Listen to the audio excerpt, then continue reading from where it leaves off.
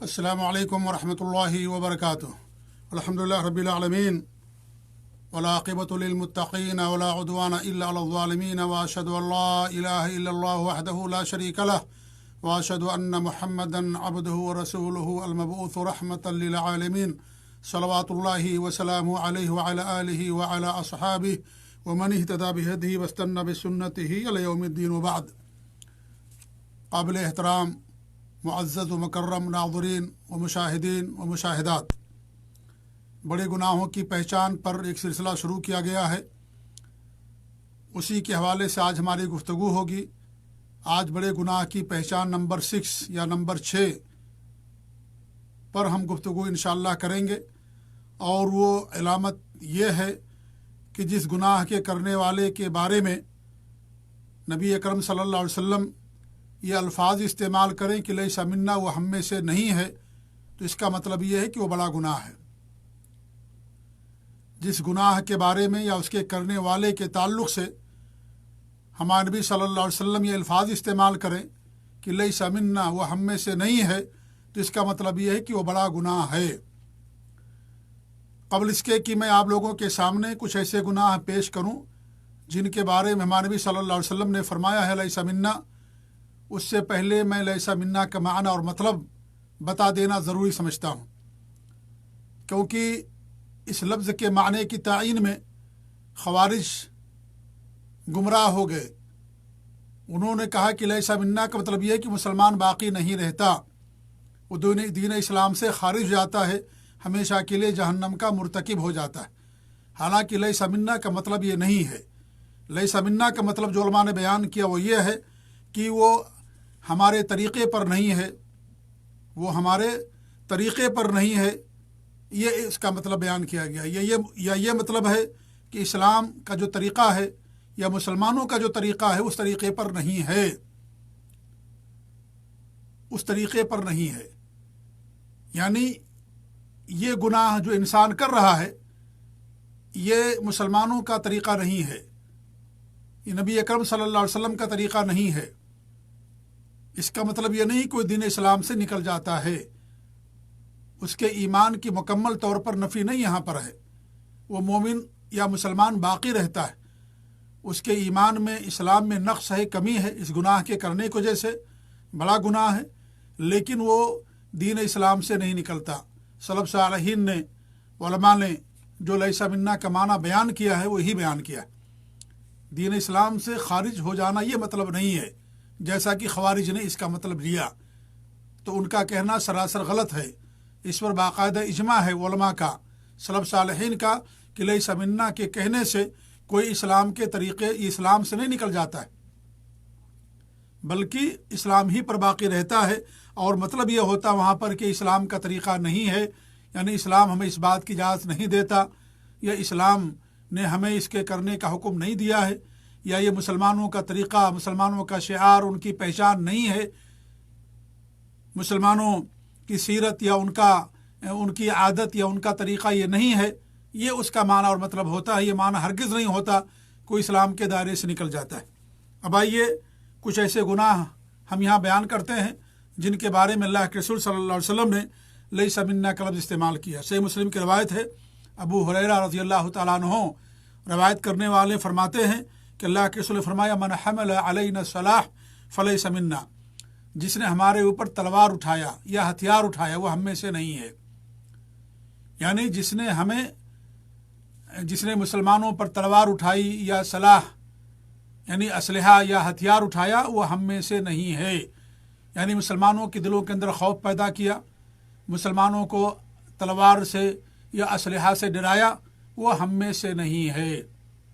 اب آپ یہ سوچ لیں کہ جب آپ نے ایسے شخص کے بارے میں فرمایا جو کسی مسلمان کو کسی اسلحہ سے، کسی تلوار سے یا دھاری دار کوئی بھی مادہ ہو اس سے کسی کو ڈراتا ہے اور اس کے لیے اٹھاتا ہے اور اس کو گویا کہ دھمکی دیتا ہے کہ ہم تم کو تلوار سے یا اس ہتھیار اور اس اسلحہ سے قتل کر دیں گے، مار دیں گے، جب ہمارے نبی نے یہ فرمایا کہ وہ ہم میں سے نہیں ہے، تو جو مسلمانوں کا قتل عام کرتے ہوں، انسانوں کا خون بہاتے ہوں، بچوں کو قتل کرتے ہوں، بوڑھوں کو قتل کرتے ہوں، मासूमों को कत्ल करते हों, ऐसे लोगों का फिर कितना बड़ा ये अमल, कितना बड़ा जुर्म होगा। जब हमारे नबी ने ऐसे शख्स के बारे में फरमाया जो तलवार उठाए या हथियार उठा ले, यानी हथियार उठा करके धमकी दे कत्ल करने की, उसने कत्ल नहीं किया, सिर्फ तलवार उठाया या असलहा उठाया, हथियार उठाया और धमकी दी, डराया उसको, तो हमारे नबी फरमाते हैं कि वो हम में से नहीं है। तो जो मुसलमानों का या इंसानों का कत्ल आम करे वो कितना बड़ा मुजरिम होगा, कितना बड़ा गुनहगार होगा वो। इस्लाम के अंदर जब पानी बहाने से मना किया गया है तो किसी इंसान का खून बहाना कैसे जायज़ होगा। इस्लाम खून की, माल की, इज़्ज़त की, जायदाद की, सब की हिफाजत की तालीम देता है और उस पर उभारता है। तो हमारे नबी फरमाते हैं जो हम पर हथियार उठाए वो हम में से नहीं है। मन गश्शना फलैसा मिन्ना, जो हमें धोखा दे वो हम में से नहीं है। इस्लाम हमें हुक्म देता है कि हम लोगों के साथ सच्चाई के साथ, ईमानदारी के साथ पेश आएँ, हमारा मामला साफ़ हो, उसमें धोखा ना हो, धोखा दही ना हो, और इस तरीके से मामला एकदम वाज़ेह और साफ़ हो। ये इस्लाम हमें हुक्म देता है। लिहाजा अगर कोई किसी को धोखा देता है, चाहे मशवरे में धोखा दे, तिजारत में धोखा दे, माल में धोखा दे, ख़रीदो फरोख्त में धोखा दे, या शादी ब्याह में किसी भी चीज़ के अंदर धोखा दे, हमारे नबी सल्लल्लाहु अलैहि वसल्लम फरमाते हैं कि वो हमें से नहीं है। और सबसे बड़ा धोखा तौहीद का धोखा है, दीन का धोखा है कि इंसान या कोई आलिम, कोई शख्स लोगों को तौहीद के नाम पर, सुन्नत के नाम पर गुमराह करे और उन्हें शिर्क की तालीम दे, बिदात और खुराफात की तरफ बुलाए, रस्म व रिवाज की तरफ बुलाए, सुन्नत और हदीस और तौहीद की तरफ ना बुलाए। ये सबसे बड़ा धोखा है पूरी इंसानियत के साथ, पूरे लोगों के साथ। तो धोखा से मुराद सिर्फ यही धोखा नहीं है कि शादी ब्याह में, तिजारत में, माल में, दौलत में, ख़रीदो फरोख्त में, या किसी सामान के ऐब के छुपाने में या बताने में। नहीं, ये तो है ही इसके अंदर शामिल।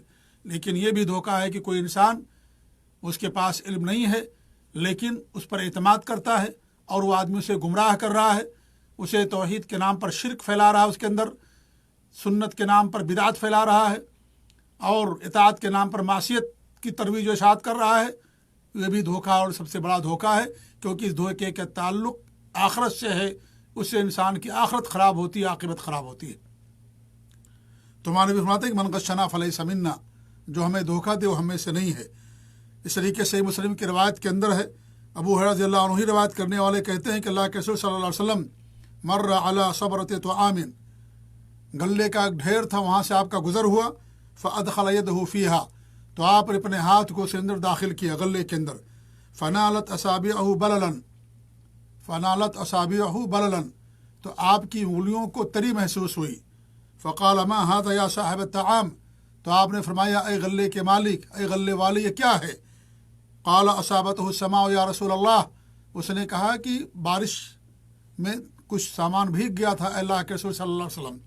तो आपने फरमाया अफला जअलतहु फ़ौक़ अत्ताम कय यराहु अन्नास, तुमने उसे गले के ऊपर, यानी ऊपर क्यों नहीं रख दिया इसको, ताकि लोग उसे देखें।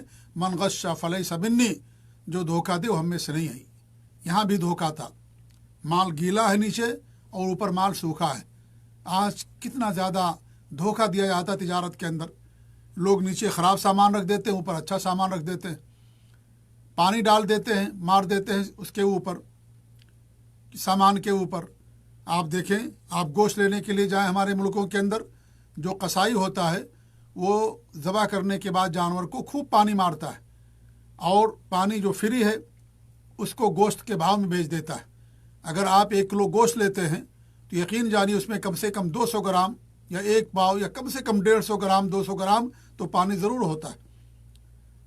700 रुपया किलो गोश्त, गोया कि उसने 700 रुपया किलो में पानी आपको बेच दिया। इस तरीके से प्याज है, लहसुन है और दीगर चीज़ें हैं, उस पर पानी डाल देते हैं और जो यानी 1 किलो का सामान जो होता है उसमें पाव किलो पानी आपको मिल जाता है। ये क्या, ये धोखा देना ही है। ये क्या, ये धोखा देना ही है। ये कतन ऐसा करना जायज़ नहीं है। सामान आप नीचे ख़राब रख दें, ऊपर अच्छा रख दें, इंसान ऊपर देखता नीचे नहीं देख पाता। کچھ لوگ نیچے دیکھنے سے منع بھی کرتے ہیں، تو یہ کیا، یہ بھی دھوکہ دینا ہے اور یہ بڑا جرم ہے. ایسا کرنے والا مجرم ہوتا ہے، گنہگار ہوتا ہے جب تک توبہ نہیں کرتا، کیونکہ بڑے گناہوں کی توبہ، مغفرت کے لیے توبہ ضروری ہے. قیامت کے دن اللہ تعالیٰ چاہے تو معاف کر دے، اگر توبہ کر لیا تو توبہ کرنے سے اس کا گناہ معاف ہو جائے گا. تو یہ بڑا گناہ ہے یہ کہ انسان کسی کو دھوکہ دے. تو معلوم یہ ہوا کہ کسی مسلمان کو قتل کی دھمکی دینا یا ہتھیار اٹھانا یا دھوکہ دینا یہ بڑے گناہوں میں سے ہے جس سے بچنا ہمارے لیے ضروری ہے. ایسے ہی عبداللہ بن مسعود رضی اللہ تعالیٰ عنہ کی حدیث سے کہتے ہیں کہ اللہ کے رسول صلی اللہ علیہ وسلم نے فرمایا لیس منا من لطم الخدود، وہ ہم میں سے نہیں ہے جس نے اپنے رخسار کو پیٹا، اپنے گال پر تھپڑ مارا، یعنی نوحہ کیا، ماتم کیا. کسی کی وفات پر اپنے آپ کو تھپڑ مارتا ہے اور چیخ کرتا ہے، پکارتا ہے، آہو بکا کرتا ہے، وہ ہم میں سے نہیں ہے. یہ زمانے جاہلیت کی چیزوں میں سے تھی. جب کسی کی وفات ہو جاتی تھی تو کیا کرتے تھے، وہ اپنے گریبان چاک کرتے تھے اور کپڑے پھاڑتے تھے اور اس طریقے سے رخسار پیٹتے تھے. یہ ساری چیزیں کیا کرتے تھے. تو آپ فرماتے ہیں ہم میں سے نہیں ہے. وہ شق الجیوب، اور اپنے گریبانوں کو اس نے پھاڑا، کپڑے کو پھاڑا اس نے. یہ ساری چیزیں کیا ہوتی ہیں، یہ اللہ رب العالمین کے فیصلے پر ناراضگی ہوتی ہے. ہمیں اللہ کے فیصلے پر راضی ہونا چاہیے. اللہ نے فیصلہ کیا، کیونکہ موت سب کے لیے ہے، ہمیشگی کسی کے لیے نہیں ہے. ایک نہ ایک دن سب کو موت آنی ہی آنی ہے. یہ اللہ تعالیٰ کا فیصلہ ہے. لہذا اللہ تعالیٰ کے فیصلے پر انسان کو راضی رہنا چاہیے. یہ سب کرنا یہ کیا ہے، یہ اللہ رب العالمین کے فیصلے پر ناراضگی ظاہر کرنا، اعتراض کرنا ہے.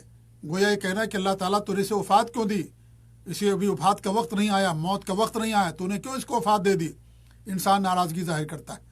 یہ قطعاً جائز نہیں ہے. یہ سب زمانے جاہلیت کے اندر ساری چیزیں موجود تھیں اور اسلام زمانے جاہلیت کی چیزوں کو ختم کرنے کے لیے آیا.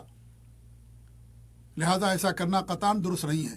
ہاں اگر انسان کی آنکھوں سے آنسو گر جاتے ہیں تو اس میں کوئی حرج کی بات نہیں ہے، لیکن چیخنا، رونا، چلانا اور گریبان چاک کرنا یا اس طریقے سے اپنے رخسار کو پیٹنا، کپڑوں کو پھاڑنا، واویلا مچانا، ہنگامہ کرنا، شور کرنا، آہو بین کرنا، ساری چیزیں حرام ہے شریعت کے اندر. وہ دعا بدعوى الجاہلیہ، اور اس نے جاہلیت کی پکار پکاری. جاہلیت کی پکار کیا ہے؟ وہی نوحہ کرنا، ماتم کرنا، چیخنا چلانا، آہو بکا کرنا، میت کا نام لے کر کے سینہ پیٹنا یا عصبیت کی طرف بلانا. یہ ساری چیزیں زمانے جاہلیت کی چیزیں ہیں. لہذا جو ایسا کرتا ہمارے نبی فرماتے ہیں وہ ہم میں سے نہیں ہے. یہ صحیح بخاری کی روایت ہے. لہذا اس سے بچنا بھی ہمارے لیے ضروری. اللہ کے فیصلے پر انسان راضی رہتا ہے، اس کی زندگی خوشی خوشی گزرتی ہے، اطمینان کے ساتھ گزرتی ہے. اسی کی زندگی میں سعادت رہتی ہے جو انسان اللہ تعالیٰ کے فیصلے پر راضی رہتا ہے. کیونکہ اللہ رب العالمین حکیم ہے، اللہ علیم ہے، ہر چیز پر قادر ہے. اللہ جانتا ہے ہمارے بارے میں کہ ہمارے لیے کیا بہتر ہے، کیا بہتر نہیں. موت بہتر ہے یا زندگی بہتر ہے، اولاد بہتر ہے یا اولاد کا نہ ہونا بہتر ہے، مال بہتر ہے یا مال کا نہ ہونا بہتر ہے. یہ اللہ تعالیٰ ہمارے لیے زیادہ بہتر جانتا ہے. ہمارے پاس بہت محدود علم ہے. اگرچہ بظاہر ہمیں یہ نظر آتا ہے کہ ہمارے لیے خیر نہیں ہے، لیکن وہ آسان تک رہو شین و خیر لکم. ہو سکتا ہے جس چیز کو جو چیز تمہیں ناگوار گزرتی ہو اسی کے اندر تمہارے لیے بھلائی اور بہتری ہو. لہذا کبھی بھی اللہ کے فیصلے پر انسان کو اعتراض نہیں کرنا چاہیے. وفات ہو گئی، کسی کی موت ہو گئی، اللہ کے فیصلے پر راضی رہے کہ اللہ انا للہ و انا الیہ راجعون کہے کہ ہم سب اللہ کی طرف پلٹ کر کے جانے والے. بیماری آتی ہے، انسان علاج کرے، دعا کرے اور اللہ کے فیصلے پر راضی کر رہے، صبر کرے. صبر کرنے کا حکم دیا گیا ہے کہ انسان صبر کرے. اور صبر پہلی بار ہوتا ہے، یہ نہیں کہ 2 سال کے بعد یا چند ہفتوں کے بعد آپ کو صبر آ گیا. صبر نہیں ہے. انما الصبر عند الصدمۃ الاولی، پہلے صدمے کے وقت صبر ہوتا ہے. یہ نہیں کہ پہلے آپ ماتم کر لیں، نوحہ کر لیں، چیخ لیں، چلا لیں، آہو بھگا کر لیں اور ناراضگی جتائیں لوگوں سے، اور 2 4 5 ہفتے مہینے کے بعد صبر کر لیں کہ ہم نے صبر کر لیا. یہ صبر نہیں ہوتا ہے. یہ تو زمانہ انسان کو صبر سکھا دیتا. آپ کر ہی کیا سکتے ہیں؟ آپ اتنے مجبور ہیں کہ اللہ کے کیا کسی کی روح کو واپس کر سکتے ہیں؟ کیا کسی کی جان واپس کر سکتے ہیں؟ کسی کی زندگی واپس کر سکتے نہیں. جو مر گیا چلا گیا دنیا سے، کچھ نہیں کر سکتے. ہم پوری دنیا والے مل جائیں کچھ نہیں کر سکتے. اس لیے 2 3 مہینے یا 2 4 دن کے بعد تو صبر آ ہی جاتا ہے. اس لیے وہ صبر نہیں. انما الصبر عند الصدمۃ الاولی، پہلی بار جب انسان کو تکلیف پہنچتی ہے، پہلے صدمے کے وقت صبر، یہ صبر کہلاتا ہے. جی، یہ صبر نہیں ہے کہ انسان خوب رو لے، چیخ لے، چلا لے اور پھر بعد میں بولے کہ ہم کو صبر ہو گیا، قطعاً صبر نہیں ہے۔ تو یہ جاہلیت کی پکار ہے، نوحہ کرنا، ماتم کرنا۔ اس زمانے جاہلیت کے اندر چیزیں موجود تھیں۔ جب کسی کو فات ہو جاتی تھی تو روڈوں پر، چوراہوں پر، یا جہاں لوگ اکٹھا ہوتے تھے بازاروں میں، اور گلی گلی، کوچے کوچے جا کر کے میت کے خوبیاں بیان کرتے تھے، اور میت کے اچھی چیزوں کا ذکر کرتے تھے، اس کا نام لے کر کے دعائی دیتے تھے۔ یہ ساری چیزیں کیا کرتے تھے؟ تو نبی کرم صلی اللہ علیہ وسلم نے تمام چیزوں کو منع فرمایا۔ تو اس سے معلوم ہوا کہ یہ بھی بڑے گناہوں میں سے ایک بڑا گناہ ہے۔ بڑے افسوس کی بات ہے، یہ چیز بھی آج ہمارے معاشرے کے اندر پائی جاتی ہے، خاص طور سے جو عورتیں ہیں ان کے اندر آہوبین کرتی ہیں، ماتم کرتی ہیں، سینہ کو پیٹتی ہیں۔ اور ایک جماعت ہی باقاعدہ، ان کا دین ہی یہی ہے، ان کا مذہب ہی ہے، ان کا دین ہی یہی ہے، اور روافظ ہے۔ حضرت حسین رضی اللہ تعالیٰ کی وفات پر وہ ماتم کرتے ہیں، قاتل خود ہے اور خود ماتم کرتے ہیں، اور یہ سزا ان کو مل رہی ہے۔ آگوں پہ چلتے ہیں، زنجیروں سے اپنے جسم کو لہولہان کرتے ہیں، چاقو سے اپنے جسم کو مارتے ہیں، بالوں کو کاٹتے ہیں اور گریبان پھاڑتے ہیں، اور اس طریقے سے آگ پہ چلتے ہیں، اور نہ جانے کتنی کتنی سزائیں ان کو دنیا ہی کے اندر اللہ تعالیٰ دے رہا ہے۔ اللہ کے دین کو چھوڑا، نبی کے دین اور سنت کو چھوڑا، شریعت کو چھوڑا، سلف صالحین کے عقیدے منہج کو چھوڑا، صحابہ سے بغض کیا، عداوت کیا، صحابہ سے نفرت کی، صحابہ کو گالیاں دینے والے، اللہ تعالیٰ دنیا ہی میں ان کو سزا دے رہا ہے کہ دنیا ہی میں ان کو ایسی تکلیفیں مل رہی ہیں اور ایسی ان کو پریشانی اور مصیبتیں ہو رہی ہیں۔ ان کا دین ان کی پہچان بن گئی ہے روافظ کی، چیخنا، ماتم کرنا۔ ہر سال جب محرم کی 10 تاریخ آتی ہے، بلکہ محرم کے شروع ہوتے ہی یہ ساری چیزیں ان کے یہاں شروع ہو جاتی ہیں۔ خاص طور سے محرم کی 10 تاریخ کو یہ ساری چیزیں لوگ کرتے ہیں، نعوذ باللہ من ذالک۔ اللہ کی طرف سے ان کے لیے عقاب ہے، اللہ کی طرف سے ان کے لیے سزا ہے، اللہ کی طرف سے انتقام ہے ان کے لیے۔ جو صحابہ کو، اللہ کے رسول صلی اللہ علیہ وسلم کے ساتھیوں کو، سچے ساتھیوں کو جو گالی دینے والے، ان کے لیے دنیا ہی کے اندر سزا ہے۔ اس طریقے سے عبداللہ بن عمر بن عاص رضی اللہ عنہ فرماتے ہیں کہ اللہ کے رسول صلی اللہ علیہ وسلم فرمایا، لیس منا من لم یرحم صغیرنا، وہ ہم میں سے نہیں جو ہم میں سے چھوٹوں پر رحم نہ کرے۔ اسلام ہمیں حکم دیتا ہے کہ ہم چھوٹوں کے ساتھ شفقت کا معاملہ کریں، نرمی کا معاملہ کریں، نرمی سے پیش آئیں، ان پر سختی نہ کریں۔ وہ ہماری رحمت و شفقت کے محتاج ہیں، مستحق ہیں۔ وَيَعْرِفْ حَقَّ كَبِيرِنَا، اور وہ ہم میں سے بڑے کا حق کو نہ جانتا ہو، ہم میں سے نہیں ہے۔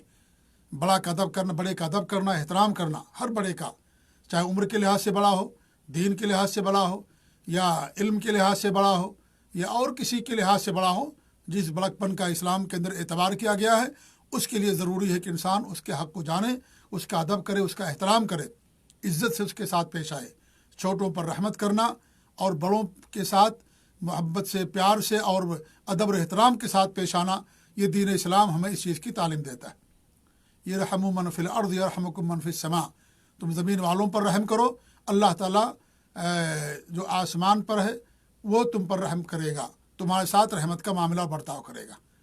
تو دین اسلام ہمیں بچوں کے ساتھ شفقت سے پیش آنا، پیار کرنا، محبت کرنا، ان کو بوسے دینا اور ان کے ساتھ نرمی کا معاملہ کرنا، یہ اللہ کے رسول صلی اللہ علیہ وسلم نے ہمیں اس چیز کا حکم دیا۔ اور اگر سختی کی ضرورت ہے تو سختی بھی کی جائے۔ 7 سال کے بچے ہو جائے نماز نہ پڑھیں، انہیں 7 سال کے ہو جائے نماز پڑھنے کا حکم دیا جائے گا۔ 10 سال کے ہو جائے نماز نہ پڑھیں، مارنے کا حکم دیا گیا ہے۔ لیکن مارنا یہ تعلیم کے طور پر ہو، تربیت کے طور پر ہو، انتقام کے طور پر نہ ہو، غصہ نکالنے کے طور پر نہ ہو۔ ایسی مار مارو جس سے ان کی اصلاح ہو۔ اگر یہ ہو کہ نہیں، اصلاح نہیں ہوگی، تو انسان اس سے پرہیز کرے۔ تو انسان تعلیم اور تربیت کے لحاظ سے بچوں کو مارتا ہے، یعنی ایسی مار نہ مار دے کہ بچے کی بینائی ختم ہو جائے، بچے کا جو ہے سماعت کا پردہ پھٹ جائے، بچے کی انگلی ٹوٹ جائے، یا اس طریقے سے اس کے دانت ٹوٹ جائے۔ یہ قطعاً ایسا مارنے کا ثبوت نہیں ہے، ایسا مارنا جائز نہیں ہے۔ مارنے کا مطلب صرف کیا ہے؟ تربیت کرنا اور اس کی اصلاح کرنا مقصد ہے، نہ یہ کہ انتقام لینا اور جذبات پر کنٹرول نہ کرنے کی وجہ سے اس کو نقصان پہنچا دینا۔ اس طریقے سے کتنے ایسے لوگوں کے بارے میں سننے میں آتا ہے کہ بچہ پڑھنے میں غلطی کیا اور اس کو اس قدر زور سے مارا کہ اس کے سننے کی طاقت اور جو پردہ ہوتا پھٹ گیا، اور خود جا کر کے علاج بھی کیا، لاکھوں روپے کا خرچ بھی آیا۔ یہ سب بالکل صحیح نہیں ہے۔ اور ہمارا معاملہ تو یہ ہے کہ ہم دنیا کے لیے بچوں کو مارتے، دین کے لیے نہیں مارتے۔ نماز کے لیے کوئی اپنے بچوں کو نہیں مارتا، لیکن دنیا کے لیے مارتا ہے۔ اگر بچہ کم نمبر لے کر کے آیا کسی سبجیکٹ کے اندر، یا بچے کا رزلٹ اچھا نہیں نکلا، یا بچے نے گلاس توڑ دیا، بچے نے پانی گرا دیا، بچے نے کپڑے پر پیشاب کر دیا، یا اور کوئی نقصان پہنچا دیا، کوئی سامان توڑ دیا چند روپئے کا، ہم فوراً تھپڑ کس دیتے. لیکن وہی بچہ 10 15 20 سال کا ہو گیا، نماز نہیں پڑھتا، 10 سال کا 15 سال کا نماز نہیں پڑھتا، ہم اس کو کچھ نہیں کہتے، اس کو نہیں مارتے. کیوں ماریں گے جب ہم خود نماز نہیں پڑھتے؟ تو جب خود نماز نہ پڑھنے والا انسان کیسے اپنے بچے کو مار سکتا ہے؟ تو ہم نے پیمانہ بدل دیا. دنیا کے لیے بچوں کو مارتے، دین کے لیے نہیں مارتے. شریعت نے ہمیں دین کے لیے مارنے کا حکم دیا، وہ بھی ادب کے دائرے میں، اور تعلیم کی خاطر، تربیت کی خاطر، نہ یہ کہ انتقام کے لیے، اور نہ یہ کہ اپنے غصہ کو یعنی ٹھنڈا کرنے کے لیے کہ وہ کمزور ہے اس لیے مار رہے ہیں ہم اس کو، قطعاً جائز نہیں. کچھ لوگ عورتوں کو مارتے ہیں، عورتیں بھی جو ہے ہماری رحمت کی مستحق ہے، محتاج ہے کہ ان کے ساتھ رحمت کا سلوک کریں، پیار محبت سے پیش آئیں. وہ اپنے جو ہے گھر والوں کو، ماں باپ کو، بھائی بہن کو، پورے کنبے اور قبیلے کو، اپنے شہر کو، اپنے گاؤں کو چھوڑ کر کے آپ کے پاس آتی ہے، وہ آپ کی پیار اور محبت کی محتاج ہے. آپ اس کے ساتھ پیار سے پیش آئیے، اس کے ساتھ محبت کا سلوک کیجیے. اللہ کے رسول صلی اللہ علیہ وسلم کی حدیث ہے، خیرکم خیرکم لأہلہ، تم میں بہتر انسان ہوا جو اپنے اہل کے لیے، اپنی بیوی کے لیے، بچوں کے لیے بہتر ہو، اور میں اپنے اہل و عیال کے لیے سب سے بہتر ہوں. لہذا عورتوں کا یہ حق ہے ہمارے اوپر کہ ہم ان کے ساتھ بہتر معاملہ کریں، رحمت سے پیش آئیں، ان کے ساتھ پیار محبت سے ان کے ساتھ پیش آئیں. یہ نہیں کہ وہ کمزور ہے تو اس کو ستائیں. کچھ لوگ اپنی بہادری کمزوروں پر دکھاتے ہیں، باہر بھیگی بلی بنے رہتے ہیں، گھر میں پہنچتے ہیں تو شیر ببر بن جاتے ہیں. چیخنا، چلانا، مارنا، پیٹنا، تھانے دینا عورت کو یہ قطعاً جائز نہیں ہے. یہ اللہ کے رسول نے کہا ہے کہ اگر مارنا بھی تو ہلکی مار مارو، چہرے پر نہ مارو. انگلی سے انسان مار دے، مسواک سے مار دے انسان، اس کے پیٹھ پہ، اس کے ہاتھ پہ. کچھ لوگ تو لاٹھی ڈنڈا سوٹا لے کر کے مارنا شروع کر دیتے، لے دھڑا دھڑ مارتے ہیں اپنی بیوی کو. میں نے دیکھا اپنی آنکھوں سے، ڈنڈا ٹوٹ جاتا ہے، لاٹھی لے کر کے مارتے، یا اور کوئی چیز ان کے سامنے آ گئی اس کو اٹھا کر کے مارتے ہیں.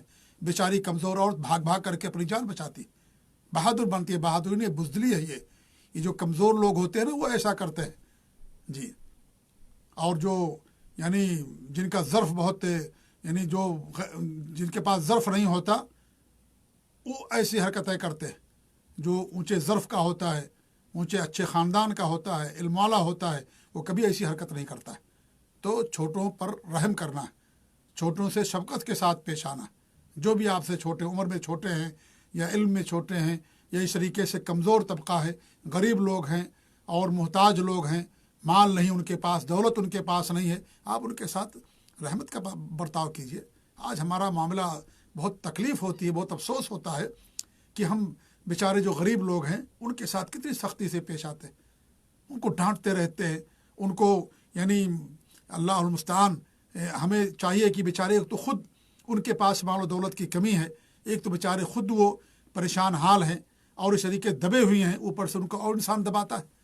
کس قدر غلط حرکت ہے. اللہ کے رسول صلی اللہ علیہ وسلم فرماتے مجھے کمزوروں میں تلاش کرو، مجھے کمزوروں میں تلاش کرو. اگر تم آؤ مجھے نہ پاؤ تو دیکھو کمزوروں کے ساتھ مجھے تلاش کرو. آپ کمزوروں کے ساتھ اٹھتے بیٹھتے تھے، ان کے ساتھ جاتے تھے، ان کی ضرورتیں پوری کرتے تھے، ان کے ساتھ اٹھتے بیٹھتے تھے.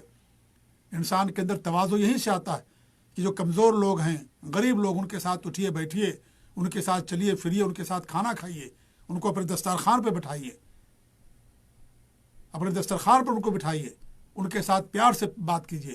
وہ دو پیار کے محتاج ہیں. وہ یہ تو بیچارے ویسے زمانے کے ستائے ہوئے، مال و دولت کی کمی، دبے ہوئے، کچلے ہوئے، اوپر سے ان کو ہم اور دباتے ہیں، اوپر سے ان کو اور ہم کچل دیتے ہیں. کیسے انسان کا ضمیر گوارا کرتا ہے. اگر آپ نہیں کر سکتے ان کے ساتھ رحمت کا معاملہ تو سختی بھی مت کیجیے، ان کو ڈانٹیے بھی مت، ان کے ساتھ برا بھی سلوک مت کیجیے. کم سے کم اگر ان کو فائدہ نہیں پہنچا سکتے تو کم سے کم ان کے ساتھ برا سلوک تو نہ کیجیے. لیکن لوگ برا سلوک کرتے ہیں، سب ستاتے ہیں بیچاروں کو، چھوٹوں کو. گاؤں میں کوئی پردھان ہے، گاؤں میں کوئی جو ہے مہتو ہے، زمیندار ہے، دیکھیے بیچارے جو غریب لوگ ہیں کس قدر ان کو لوگ ستاتے ہیں. ان کی زمینوں پر قبضہ کر لیتے ہیں، گھروں پر قبضہ کر لیتے ہیں، ان کے درختوں کو کاٹ لیتے ہیں اور اس طریقے سے زمین بڑھاتے رہتے ہیں. کیا کیا لوگ کرتے ہیں بیچارے. وہ ایک تو دبے اور کچلے ہوئے لوگ ہیں. ہمیں چاہیے کہ ان کے ساتھ پیار سے پیش آئے. اللہ نے آپ کو مال دیا، اللہ کا شکر ادا کیجیے، احسان مانیے. اللہ تعالیٰ آپ سے مال چھین سکتا ہے. جس رب نے آپ کو اونچا کیا اس کو نیچا بھی آپ کو کر سکتا ہے. جو نیچے اللہ تعالیٰ ان کو اوپر بھی کر سکتا ہے. اللہ تعالیٰ جسے چاہتا تخت دیتا ہے, جسے چاہتا بادشاہ دیتا ہے, جسے چاہتا بادشاہ کو چھین لیتا ہے, مال چھین لیتا ہے. اللہ تعالیٰ کے ہاتھ میں سب کچھ ہے, ہمارے ہاتھ میں کچھ نہیں ہے. اس لیے کبھی انسان کو غرور نہیں کرنا چاہیے, کبھی گھمنڈ نہیں کرنا چاہیے, تکبر نہیں ہونا چاہیے انسان کے اندر. تو یہ بہت افسوس کی بات ہے کہ ہمارے معاشرے کے اندر ایک دم یہ چیز عام ہے. اور اگر آپ غریبوں کے ساتھ اٹھیں گے, لوگ آپ کو تانا دیں گے, لوگ آپ کہیں گے کیسا انسان ہے کہ جا کر کے ان کے ساتھ اٹھتا بیٹھتا, تمہاری کوئی عزت نہیں ہے. عزت میرے بھائی اس سے نہیں آتی. آپ ان کے ساتھ رہیے, وہ آپ کو دعائیں دیں گے, ان کا حوصلہ بلند ہوگا, اور اس طریقے سے وہ بھی معاشرے کے اندر اٹھنے کی اور جینے کی کوشش کریں گے. لہٰذا یہ بہت ضروری ہے کہ جو بھی ہم سے چھوٹا ہے, چاہے مال میں, علم میں, دولت میں, یا کسی بھی چیز کے اندر, ہم ان کے ساتھ شفقت کا برتاؤ کریں. یہ ہمارے دین کی تعلیم ہے. اس طریقے سے یہ ابو داؤد ترمذی کی روایت صحیح روایت ہے. اور ایک روایت کے اندر ہے کہ لیس منا من لم یرحم صغیرنا ویوقر کبیرنا, وہ ہم میں سے نہیں ہے جو ہم میں سے چھوٹوں پر رحم نہیں کرتا اور ہم میں سے بڑوں کا ادب اور اس کی عزت نہیں کرتا. لہذا بڑوں کا ادب کرنا اور بڑوں کی عزت کرنا یہ ہمارے اسلام کے اندر مطلوب ہے. اور ایک حدیث اور سنا کر کے اپنی بات ختم کر دوں, اسی سے متعلق ہے. سنن ترمذی کی صحیح حدیث ہے, امام البانی رحمۃ اللہ علیہ اس کو صحیح قرار دے, کہتے ہیں کہ ایک شخص آئے, بوڑھے آدمی, وہ کان یرید النبی صلی اللہ علیہ وسلم, اور وہ اللہ کے رسول صلی اللہ علیہ وسلم کو چاہتے تھے, آپ سے ملاقات کے لیے آئے تھے. فَأَبْطَأَ الْقَوْمُ أَن يُوَسِّعُوا لَهُ, قوم نے ان کے لیے یعنی جگہ دینے میں تھوڑی تاخیر کر دی. لوگ بیٹھے ہوئے تھے, بوڑھے شخص آئے اللہ کے رسول سے ملاقات کے لیے, آپ کے ساتھ صحابہ بیٹھے ہوئے تھے, لیکن لوگوں نے آپ کے لیے جگہ بنانے میں تاخیر کر دی. تمہارے نبی نے کیا فرمایا؟ لیس منا من لم یرحم صغیرنا ولم یوقر کبیرنا, وہ ہم میں سے نہیں جو ہم میں سے چھوٹوں پر رحم نہ کرے, اور اس طریقے سے جو ہم میں سے بڑے ہیں ان کی توقیر نہ کرے, ان کا ادب اور احترام نہ کرے. لہذا جب بڑا آئے تو اس کا حق بنتا ہے کہ آپ اس کے لیے جگہ دیں. بڑا عمر میں, بڑا علم میں, بڑا کسی بھی چیز میں بڑا, جس بڑکپن کا اسلام کے اندر اعتبار کیا گیا, آپ اس کو جگہ دیں. یہ ہمارے نبی صلی اللہ علیہ وسلم نے فرمایا. ترمذی کی صحیح روایت. اس طریقے سے ایک صحابی یا ایک شخص ہمارے نبی کے پاس تشریف لائے, اور ہمارے نبی کو دیکھا کہ اپنے حسن حسین کو بوسہ دے رہے ہیں, تو انہوں نے کہا کہ ہمارے پاس اتنے بچے, میں نے کسی کو بوسہ نہیں دیا. تو ہمارے نبی نے کیا فرمایا؟ اللہ تعالیٰ تمہارے دل سے اگر محبت کو چھین لے تو ہم کیا کریں؟ پھر آپ نے کہا جو ہمیں جو چھوٹوں پر رحم نہ کرے, بڑوں کا ادب نہ کرے, وہ ہمیں سے نہیں. تو یہ اسلام ہمیں اس بات کی تعلیم دیتا ہے. تو یہ سب کرنا کیا ہے؟ بڑے گناہ ہے. یعنی کسی کا ادب نہ کرنا, بچوں پر شفقت نہ کرنا, یا رخسار کو پیٹنا, گریبان کو چاک کرنا, نوحہ اور ماتم کرنا, یا اس طریقے سے دھوکہ دینا, یا تلوار اٹھانا, یا ہتھیار اٹھانا, دھمکی دینا قتل کرنے کی مسلمان کو, یا اشارہ کرنا اس کی طرف, یہ سب کیا ہے؟ بڑے گناہوں میں سے ہیں. لہذا یہ بھی ایک بڑے گناہ کی پہچان ہے کہ جن گناہوں کے کرنے والے کے بارے میں شریعت کے اندر یہ لفظ استعمال کیے گئے ہوں کہ لیس منا, وہ ہم میں سے نہیں ہے, اس کا مطلب یہ کہ بڑا گناہ. اللہ رب العالمین ہمیں ہر گناہ سے محفوظ رکھے, آمین. وصلی اللہ علی نبینا محمد وعلی آلہ وصحبہ اجمعین, وجزاکم اللہ خیر. والسلام علیکم ورحمۃ اللہ وبرکاتہ.